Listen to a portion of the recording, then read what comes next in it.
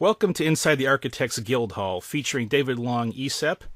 It's my pleasure to host him as the first interviewee as part of this ongoing series where we talk with some of the best systems architects, modelers, and other thought leaders in the world. So we're deeply appreciative to David for agreeing to be our first interviewee. Thanks, Mike, and I appreciate the opportunity. So, David, please tell us a little about your background and how you got engaged with systems engineering and modeling. It's a good question, Mike, and it's a non-traditional background. Most systems engineers of our era came through the age of being a discipline engineer first. I actually am one of those individuals who immediately became a systems engineer. And the way that was possible is my father, Jim Long, was a systems engineer. And from an early age, while he did not explicitly groom me to be a systems engineer, he taught me to see the world in systems. He taught me to look at the interfaces, the interactions, the interrelationships. So I went to college before I even knew what a systems engineer was. That's the path I knew I was going to be on. And so I got my undergraduate degree in engineering, science, and mechanics.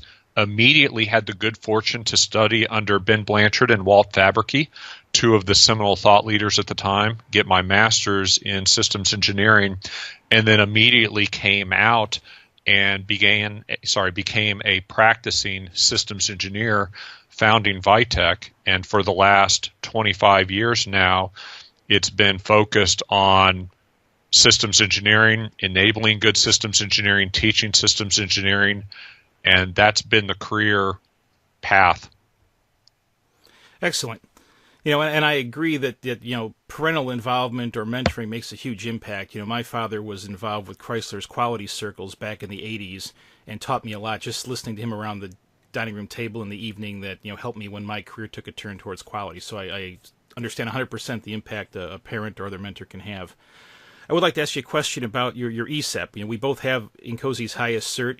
Would you care to make a few comments about what it was like pursuing that and having that as the capstone of your professional certifications? Well, let me start by saying how important I think the certification program is. As systems engineering tries to move from being a practice to a discipline, part of that is defining what is really good systems engineering.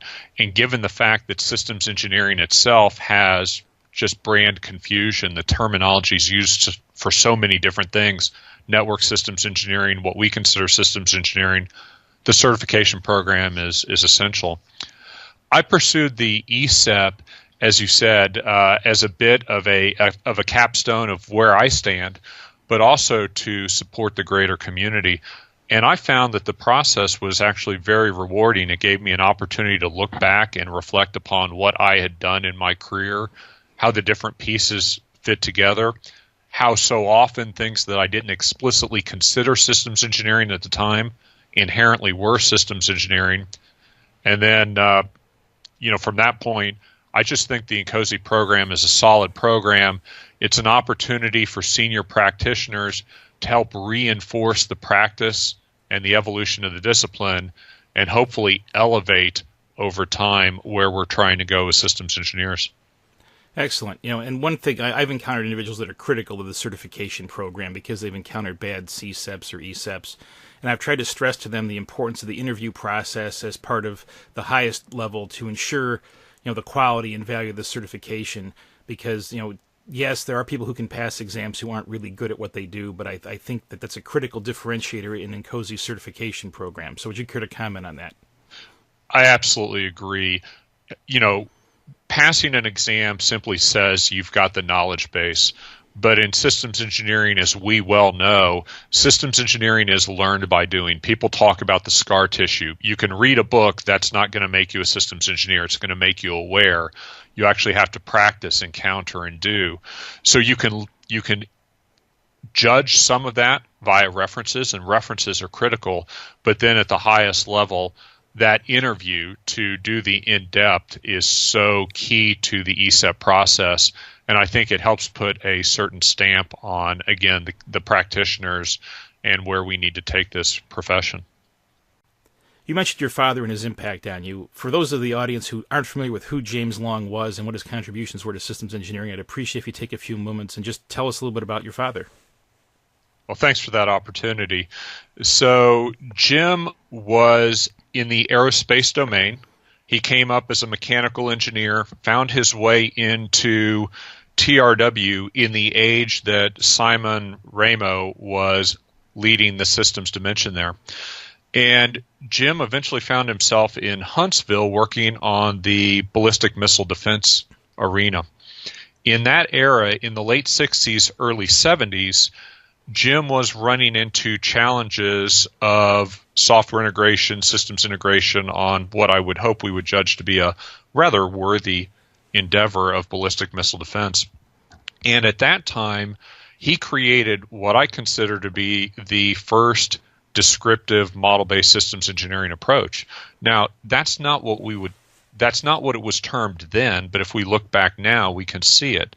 So it was called Software Requirements Engineering Methodology, SREM, followed on to SysREM, and the ability to communicate with high fidelity the descriptive architecture and then linking into the analytics as well. Jim had a long career in TRW on all sorts of systems programs, aerospace and defense. Then he came out of TRW, worked as a consultant for a while, and then led Vitek for 12 years, where through his entire career he was simply passionate about teaching, about doing, and about advancing the best of systems engineering. He just considered it critical to complement other skill sets and address today's challenges. Thanks for sharing that, David. And I do agree. I think it is critical that those of us that are capable of executing this will share, because this discipline is in its early stages still, and there's no utility in not sharing ideas so that we can have a robust discussion in the public forum to find what really works and what doesn't. And I'm glad that your father was an early pioneer in doing that. Well, and Mike, let me build upon that point because I think it's so critical. I don't know if it's because of the domain that systems engineering was born under that terminology in the aerospace and defense, but I see so little sharing of practices and experiences across this domain. If we are to advance, we need to learn from one another, learn good practices, learn things to avoid, but so often I sense that people are afraid of sharing because, well, this is my secret sauce. I'll tell you, from the time I've been in industry, about 90 to 95% of the secret sauce is the same across all the organizations and the practitioners. If we would share that secret sauce, which is working, then we could invest more energy on doing new things and truly moving forward. I agree completely. And I would like to point out that David's company, Vitek, has an outstanding blog with some really excellent systems engineering thinking, and they have an excellent model-based systems engineering primer. So even though I'm not one of his customers and I use a competing tool, I have the utmost respect for Vitek's thinking, and I encourage anyone who's a practicing model-based systems engineer to subscribe to their blog, read their content, look at their primer, and consider their tool to see if it's appropriate for their use. I mean, there's a lot of awesome thinking that comes out of Vitek, and I do want to thank you for making probably the most consistent, ongoing contribution to system modeling through your blog, David. I really appreciate that. We think it requires a community to move forward, and we're just happy to be a part of that community. So we've mentioned your product, Core. That's Vitek's flagship product. Could you tell us a little about how it got started, what it does, and just tell us about how you got into this? So I noted earlier that at Virginia Tech, I was fortunate enough to encounter Ben Blanchard and Walt Fabricki. I did not go to Virginia Tech knowing that those two seminal systems engineers were there. It was truly accidental and quite opportune. Ben Blanchard at that point ran a system design lab where for his systems engineering master students, he was trying to expose them to tooling and capability that they would see out in the marketplace. Well, when I went through Ben's course, he had good reliability tools, availability tools, maintenance tools, queuing tools, that kind of thing, but nothing that we would think of today as a good descriptive architecture capture tool. So as an undergraduate, I married my software hobby and my systems engineering passion, and developed a very certainly crude prototype of an architecture definition tool. I continued that work as a master's project, and to be honest with you, I intended to continue on to get my PhD, but I realized I was more of an applications person than a research individual. So I took that master's project, went ahead and commercialized it, and that became what is now Core. And so I was the very first developer. I led the development team. It evolved over 9 versions, etc. But Core is what we now consider a model-based systems engineering tool. The intent was to unify systems engineering from first definition of need through requirements, through behavior, through architecture, through test, developing the diagrams that systems engineers use to communicate, producing their reports. There's no real intelligence behind Core, or in my opinion, most of the tools today. But there's a lot of bookkeeping that's intended to free up the engineer, because the engineer brings the inspiration, let the computer do what it's good at, the perspiration, the bookkeeping. So that was the accidental birth of Core, and to be honest with you, the accidental birth of Vitek as well. I like to pull one of the threads that you mentioned there. One of my colleagues, Mark Petrata, always says, don't rob the computer of its chance to help you. And you're mentioning of the Core doing the bookkeeping. I agree, though. Any tool that you use automates a lot of the critical drudgery in terms of capturing the data and keeping it all in sync. So I'm glad to see that it stretches that far back. One quick question. Was Andrew Wymore's modeling work influential on you or Fabrici as you were developing Core, or was this kind of a parallel effort? This was a parallel effort. At the time, I was not aware of Wymore's work. I was more aware of the work that my father had done at TRW, the SRIM, the SysRIM, and some of the other efforts that were going on in industry at that time. So let's talk a little about assembling the Vitek team. I mean, you had your Core prototype, you had your vision, and you basically had to grow Vitek from scratch. So what can you tell us about the birth of Vitek? Well, as I noted, Vitek was an accidental company. I did not intend to come out and form it. I really intended to pursue Core for a little bit and then go back and get my PhD. But as Core grew and Vitek grew, what I realized was the passion was similar to that of my father, helping people advance their systems engineering capability, their proficiency. And so Vitek has grown slowly as a bootstrapped entity, focused purely on advancing the practice of systems engineering. Whether that's through the software, if that helps enable projects, great. If it is through training and mentoring to help organizations raise their proficiency in systems engineering, or what we now term model-based, great. If it's training, you name it. Vitek's sole mission is to do that. Now, looking back, we spoke earlier about the ESEP process. One of the reflections that I was able to gain in the ESEP process, looking back at my career, was the fact that the development of Vitek, although it's been organic and it is an enterprise, it's actually an example of enterprise systems engineering. It's not that we were following an explicit 15288 process in laying out the requirements and the behavior and the architecture of Vitek, but you certainly see the systems thinking and the systems evolution. So it's been a systems journey from top to bottom, and a very enjoyable one. So let's spend a few minutes talking about systems engineering versus document-intensive systems engineering. So DICE, or document-intensive systems engineering, is a term I coined about a year ago because I felt we would never move past model-based systems engineering becoming quote-unquote real systems engineering as long as it had a separate name. So I've begun to use systems engineering to refer to model-based and DICE to refer to quote-unquote old-style document-intensive systems engineering. Can they coexist? What's your take on this transition period that we're in right now?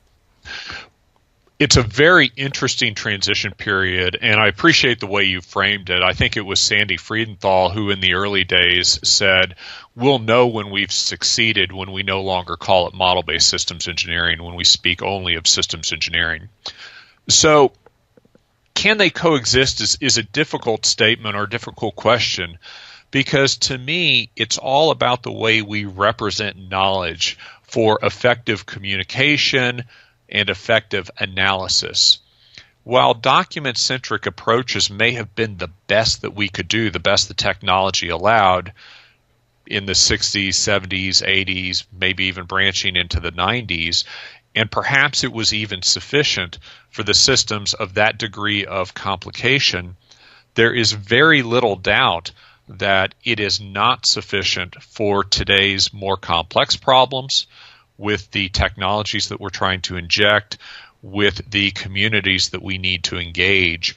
So if you truly had a simple enough problem that was well precedented and you were doing minor evolution, could you do document-intensive systems engineering? Yeah, probably.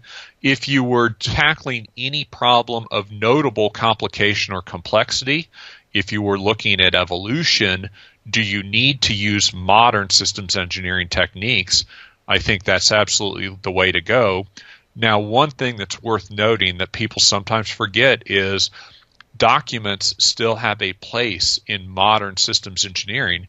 It's simply that they are a natural artifact from a good model-based approach as opposed to the authoritative record that they used to be.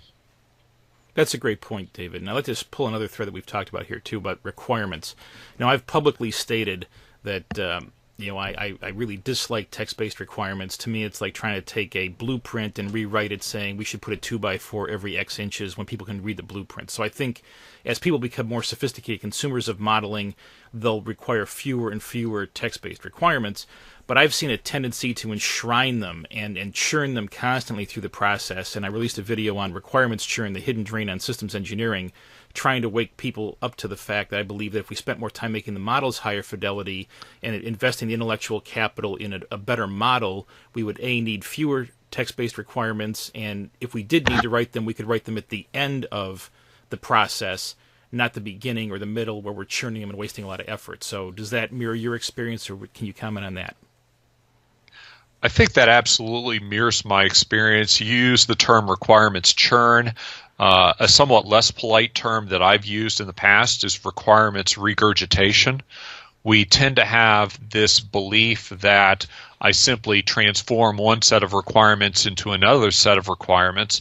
I don't think that's an effective way to communicate either the sense, but more importantly, the thinking and the rationale. Like you, I believe that there's really a thought process that leads to requirements. One of the great miracles of systems engineering is, where do requirements come from? And as evidenced in the model-based conceptual design effort, in fact, the working group that you're now leading for NCOSE, we know that we can apply model-based techniques to the very early phases of capability definition in order to get better shared understanding and better quote-unquote requirements. We don't necessarily need to translate those into classical textual statements. And then the second miracle of systems engineering is, how do you get from requirements to architecture? And again, we don't need to go through those textual statements because they are a rather low fidelity way to represent both the intent, but even perhaps more importantly, the thinking and the rationale that got us there. So will requirements go away? Like you, I believe the answer is no. But can we treat them in a much better way? The answer is obviously yes. And I think that's one of the important evolutions in SysML too, that you can make any model element a requirement. So if you and I work together on a state machine and have this 200 state machine with rigorously defined transitions and such, we can make the entire thing a requirement, not have to try to translate it into text. I'd like to pull one other thread too. Ryan Noguchi has discussed that text-based requirements and such tend to be a lossy translation effort, where the designer's intent gets translated into English, the other person reads it, understands it, that it's lossy every step of the way. An example is, I had a little lamb for dinner last night. Well, was it I had a little bit and somebody else had a lot? Was it a lamb that was small? Even a sentence like that can be very confusing. And so you mentioned low fidelity. Ryan talks about lossy. I think we all can agree that a model at the conceptual phase is a pretty lossless way to transfer intent downstream. Would you agree? You're absolutely correct. And to build a little bit on what Ryan is talking about there are a couple nuances that are very, very important. Certainly, the objective of systems engineering is to achieve shared understanding, if not full up shared cognition. And if we think about the way we translate through text, let's assume for a second that I'm perfect. I'm not, but let's assume that I'm perfect. And I've got a vision of need or architecture in my head, and I attempt to translate that to text. If I'm perfect, then we will assume there's no loss. But then when that goes through the communication, for example, to you, Mike, when you read that, your background, your experience, your use of the English language, all those things are different than the context within which I wrote. Even your mood that day versus my mood when I wrote. So you can understand, you then have to parse that text back into your own mental model. And so for those who don't necessarily understand why there is such loss in going through textual-based communication, that's exactly it. We write in one context, we read in another context, and now it's not just two parties. How many people are on your engineering team? You're dealing with that many different contexts. So what effective communication do we expect there? It's going to be a very high loss, as you point out. That's a great point, and thanks for bringing it up, because I think the people often miss the contextual piece. You know, if you and I have seen the same movie, let's say we both have seen the Kane Mutiny, and I mention Captain Queeg playing with his ball bearings or something, you'll understand that intuitively, you've seen it, you get it. Someone who hasn't seen that or doesn't have that similar contextual library would be totally baffled and may make unwarranted assumptions and not really understand what we were trying to communicate. Exactly right. Well stated. So let's talk a little about standards in the future. Where do you think systems engineering is going? What role do you think standards will play? What's David Long's vision of the future? Again, a very interesting and a very good question. I think we sit at an interesting time for systems engineering, because if you look at the evolution of the megatrends, and you can look at urbanization and you can look at computing power and all those are very important because they're changing the shape of the problem and they're increasing the scale of the problem. The biggest changes, I think, that are coming in that are forcing changes in systems engineering and engineering overall is simply the technology insertion cycle. We've all seen the classic curves about what was the adoption curve for telephones, what was it for TVs, what was it for computers, what was it for cell phones, and it is simply accelerating. And classical systems engineering techniques simply are not perceived as moving fast enough in that environment. Now, why does that matter? Well, the technology insertion cycle is driving not only the pace of change, but it's also driving complexity as we inject more technologies in our systems. We're now talking about complex adaptive systems, not deterministic systems. The shape of the problem is changing. I think if we then spin that back to systems engineering, we see some very critical things. Systems engineering is continuing to grow, continuing to evolve, trying to move from a practice to a discipline, and I think we'll get there. But I think to really fulfill our potential, we need to do several things. We need to understand that we need to be a scalable and value-driven approach. There's not one size fits all. As I said earlier, if it's precedented, if it's relatively simple, maybe you use one approach. But if it's unprecedented, vast scale, huge interactions, you're going to need to use another approach. But the other thing is, I think systems engineering, and most importantly, systems engineering practitioners, need to change our focus. We have become somewhat inward focused over the last 10 to 15 years, looking at our own processes, methods, and tools.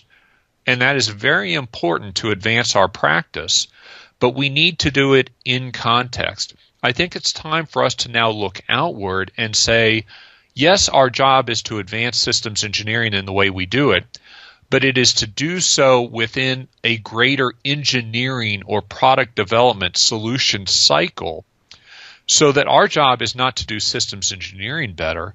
Our job is to enable the delivery of value through the engineering life cycle. It changes our context. It makes sure that we're looking at the big system. If you follow that one more step and we get into trends and standards, I think that explains, or I think that enables us to better tackle the evolution from model-based systems engineering to model-based engineering to digital thread to digital engineering to, again, expand our scope so that we're not only advancing our practice, but we're better advancing how we deliver value to the ultimate customer. Yeah, I'm happy to hear you say that, David, because I routinely teach my students that, the purpose of systems engineering is to improve the odds of program success. We're not here to check boxes or follow some process. We're here to add value and stack the deck in the favor of our program. So that's a great point.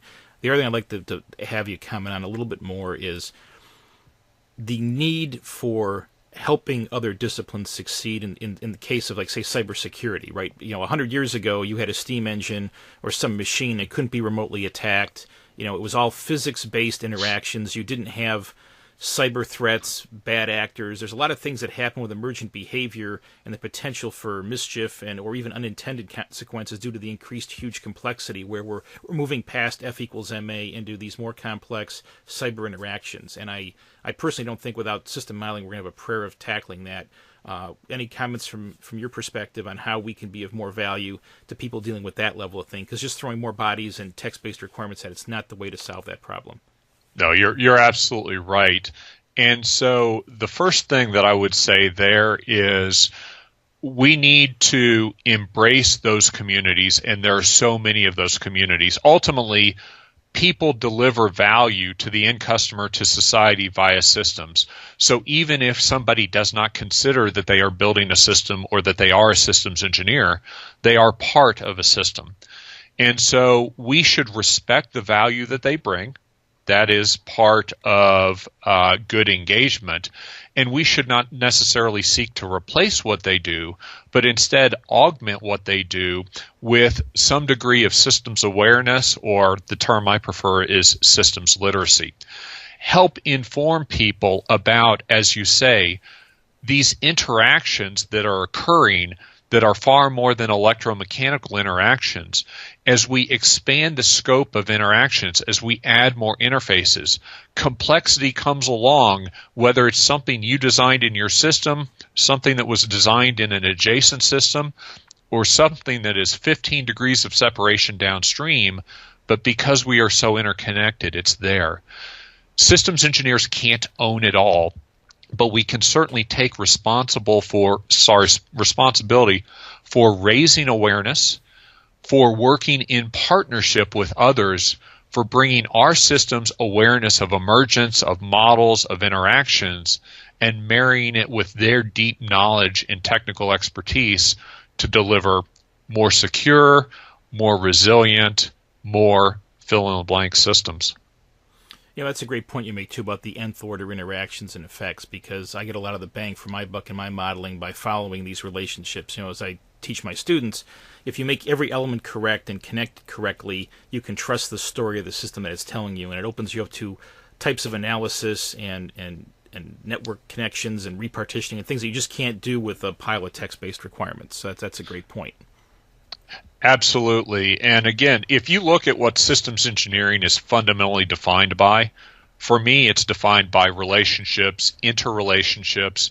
Oftentimes we say interfaces. I don't think that's quite right. I think it's interactions because it's dynamic over time. If systems engineering is not highlighting those interactions and interrelationships, then we don't stand a chance at dealing with positive emergence, which gives us the capabilities that we want, or negative emergence, the so-called unintended consequences that we seek to avoid.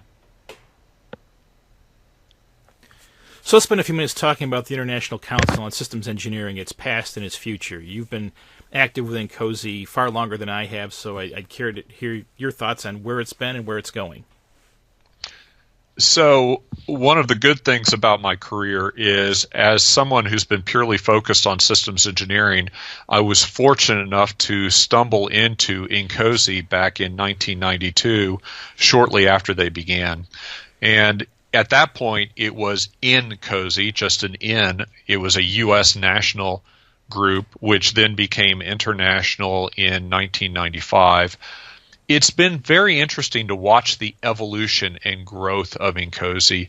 It started, as I said, as a U.S. group, purely an aerospace and defense group. over time, you now see that we are growing not only in size, but in perspective. We now know that systems engineering has been practiced for a long time in many areas of the globe, in many application domains, under many different languages.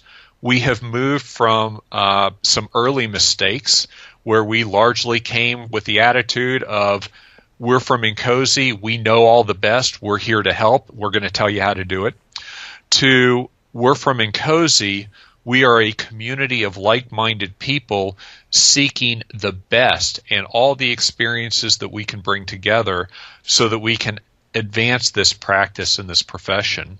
So over the first quarter century of INCOSE, and now I guess into its 27th year, it's been a rewarding experience watching that evolution, that change in perspective, that awareness. But there is so much potential in the future, both because the profession is transforming, must transform, but also because there are so many people out there doing systems engineering that don't even know it, and so many people out there who would benefit from systems literacy, systems awareness. Thanks for sharing that, David. And by the way, for those of you in the audience, I'd like to point out that I founded Sigma Theta Mu, the Systems Honor Society, as part of INCOSE's 25th anniversary celebration.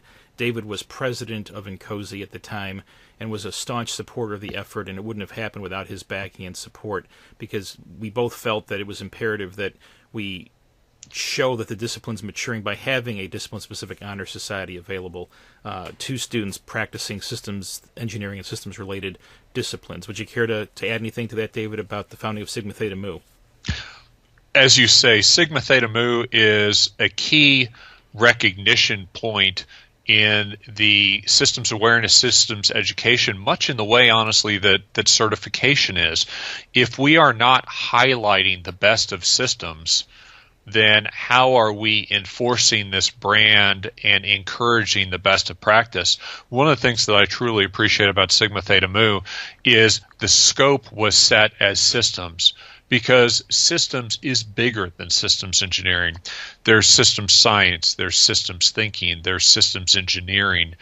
And so Sigma Theta Mu, embracing the best at that level of all things systems, is one more recognition point that helps us evolve this classical practice into what ultimately one day will be a true discipline.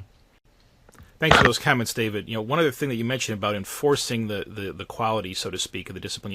One of the reasons I chose the guild metaphor for this channel in my efforts is that guilds traditionally were used to transition knowledge from one generation to the next through experience and creation of masterwork and apprentices and journeymen, but they also had a suppressive effect, and people often view that discriminatory aspect negatively, and I'm sure at times it was, but it also was the individuals practicing the craft wanted to ensure that people practicing it actually had a certain minimum level of skill and capability, and one of the efforts I'm trying to push is to show people what good systems engineering looks like so they don't tolerate bad systems engineering just because they don't know any better. And I guess would you care to comment on that at all?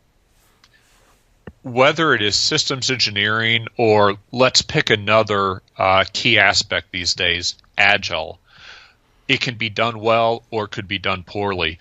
There is some very good agile software engineering and simply agile processes out there that embrace a mindset, a set of principles, a set of practices.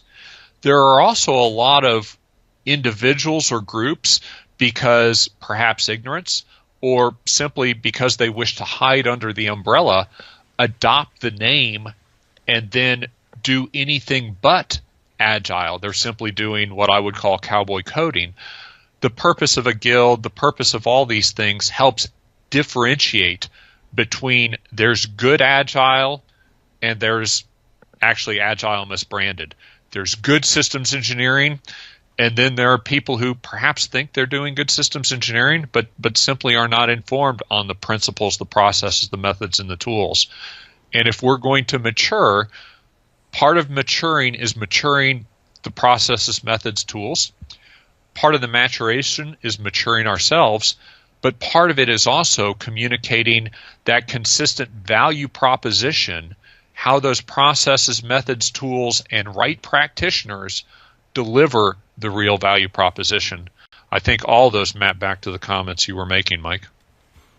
Thank you, David. So let's talk a little about Vision 2025. So this was a publication from Incosi. So from your perspective, do you think we're going to reach those goals that were set, and where do you think we'll fall short, if anywhere?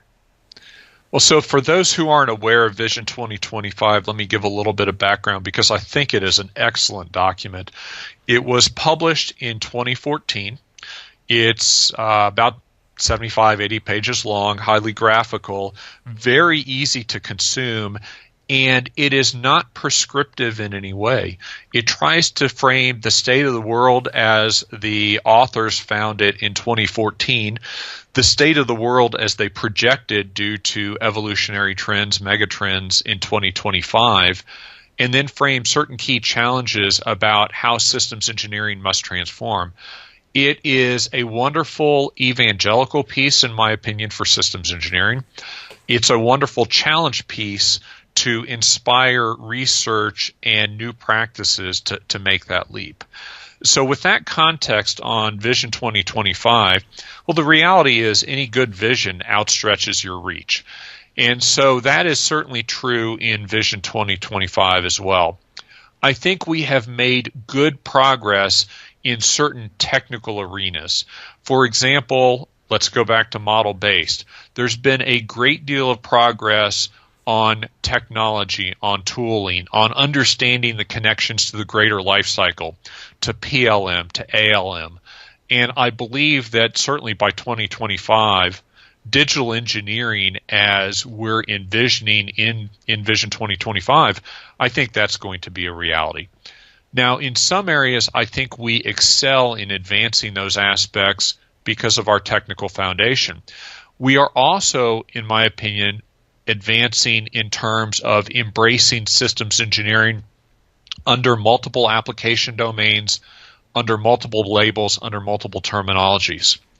Where I sense that we're struggling and perhaps not making the progress that we need to make is when we look beyond product-centric systems engineering and when we look to the human. Systems engineering can be applied to the enterprise, to social challenges. If you think of the grand challenges today, all of those are system-level challenges. But we don't have a seat at the table. In some cases, we're not pursuing a seat at the table. And we are putting, in my opinion, society at relative risk as we try to solve those things.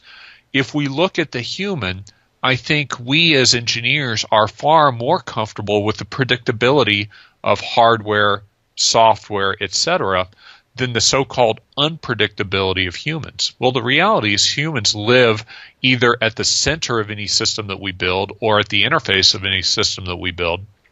We need to embrace that understanding as well. So I'm going to give us a mixed grade, which you would expect, doing very well on some fronts, on some of the technology aspects, on some of the discipline aspects, on some of the embracing aspects in terms of embracing the scope from multiple domains and multiple labels. And I'm going to challenge us a little more in terms of the social side and the human side to actually embrace and tackle our full potential. So I'd like to ask you to share a couple of your thoughts, David. What do you think is your greatest achievement? What's your most important advice for a mid-career engineer? And what's your most important advice for a novice? Well, the greatest achievement is an interesting challenge. Some would say it's simply building a company or building a tool or any number of those things. I'm going to say, and hopefully this is an achievement not yet accomplished, an achievement in progress, is simply building on the foundation established by my father, the foundation established by so many other systems pioneers, to the point where when I'm done, we have cumulatively increased the systems literacy, democratized the practice, made it something that is understandable and applicable at a high level of quality while advancing to address the real shape of challenges today. So that's an accomplishment not achieved, but an accomplishment hopefully in progress and certainly made in conjunction with many others who came before and many others who are practicing now. I'm a big believer in standing on the shoulders of those who came before and being a so-called link in the chain to the future. If I then step back and give advice to maybe a novice and a mid-career systems engineer, I'll certainly start with the guidance to a novice. Earlier, I noted that systems engineering is learned by doing. It's called a contact sport. It is developed by seeing success and seeing mistakes. In recognizing that, I would recommend that any novice, any early systems engineer, seek out a mentor. Learn from their experiences. Not that those experiences will exactly play out in your career, but their perspectives, their insights, their scar tissue will be quite beneficial. So use them as a systems engineering mentor in parallel with any other mentors that you have in your career and in your life. The other thing that I would say is most systems engineers still come to the practice via a discipline engineering path. And that means that we may be far more comfortable with the technical than we are with the human. If you're going to be a good systems engineer, you've got to be very comfortable with the human in your system, with the human in your development process, with the stakeholders, with other individuals. So embrace and work on your soft skills.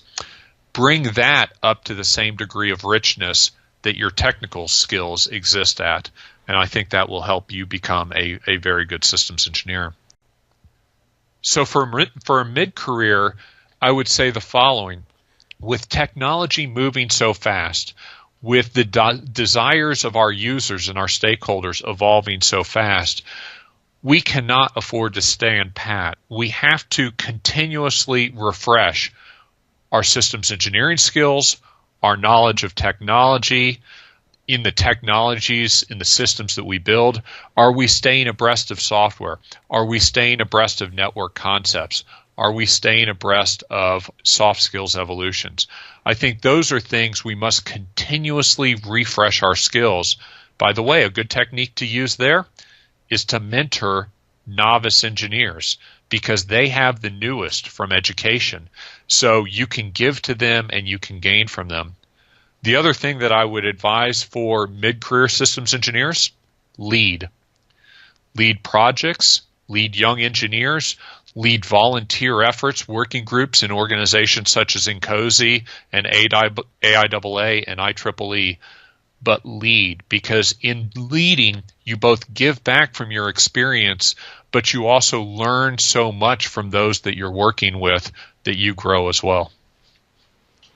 Those are great points, David, particularly about leadership and engaging with the societies. I personally have found that very rewarding.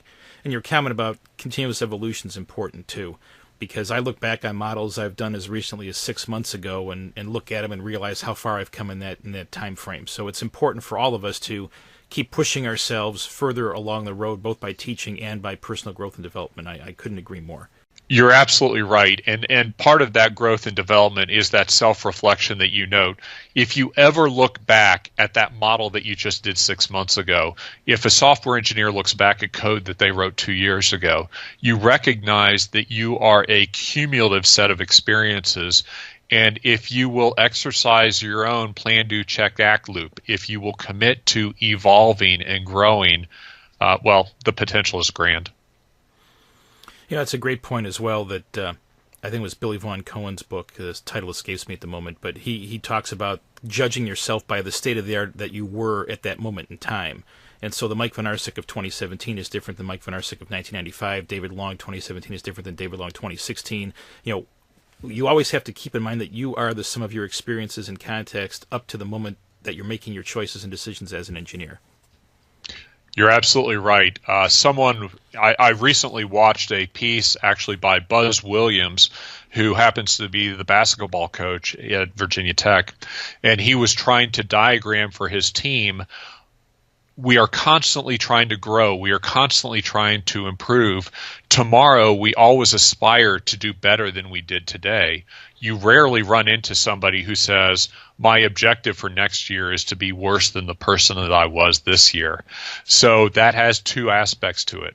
One, it is looking at how you get better. But the other thing, Mike, that you said is so important is sometimes we look back and we look back with some degree of negativity. We have to always look back with context because you can only learn in context. So do that. And, if we constantly aspire to be better practitioners, better systems engineers, better advocates, and hopefully a better discipline and a better profession, then I think we can take systems engineering where it needs to go. Well, thank you for your time and effort, David. When I chose to start this playlist in my channel, I wanted to interview the very best modelers and architects I could find, and there was no one I could think of better than you to start this off. So I'm deeply appreciative for you taking the time to speak with me today, and I hope that our audience appreciates the insights that you've shared. Thank you very much. Thank you, Mike.